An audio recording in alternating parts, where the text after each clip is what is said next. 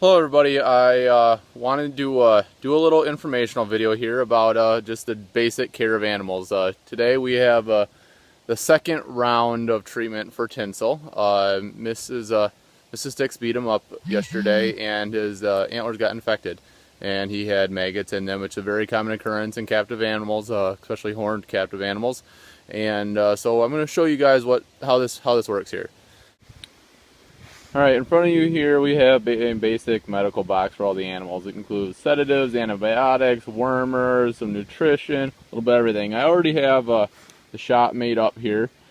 This is going to be the sedative that's going to put Tinsil to sleep to start off with. Usually with Tinsil I can get him with a shot itself.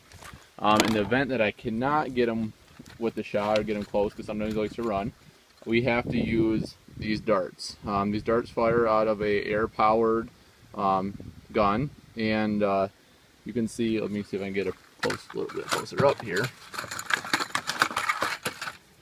You can see this specific dart holds about 1.5 cc of medication, and it is driven, if I can get it to focus, by a little powder charge in the back, and it's complete inertia driven.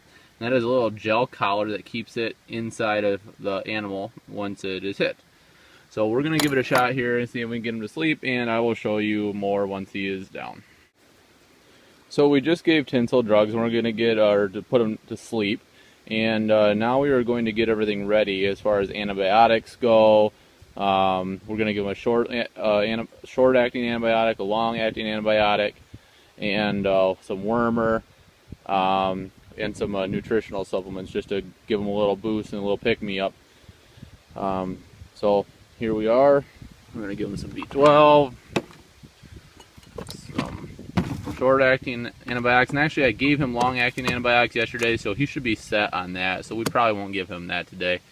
The knife that you can see in the back there, that is simply for if we have to cauterize something, we can heat that up really fast and use that to cauterize.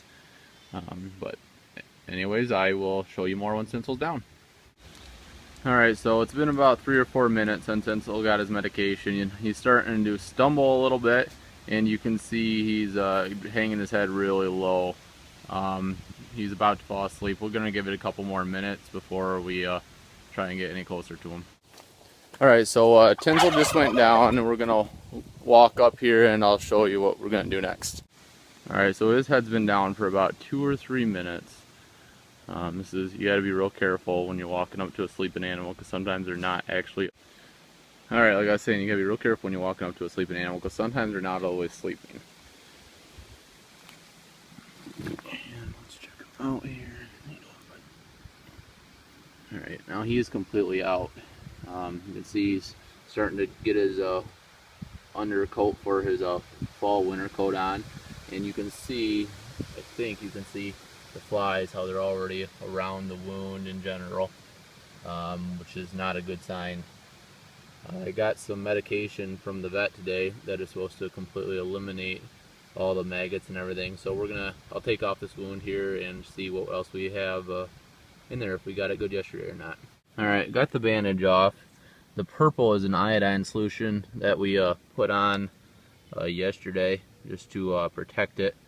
The gooey stuff that turned purple is a antibiotic ointment, but we're going to peel it away a little bit back here, because this is where most of the infection was, and see if we got any bugs left in there and what we can do to treat it. You see they got horseflies all over on the antlers.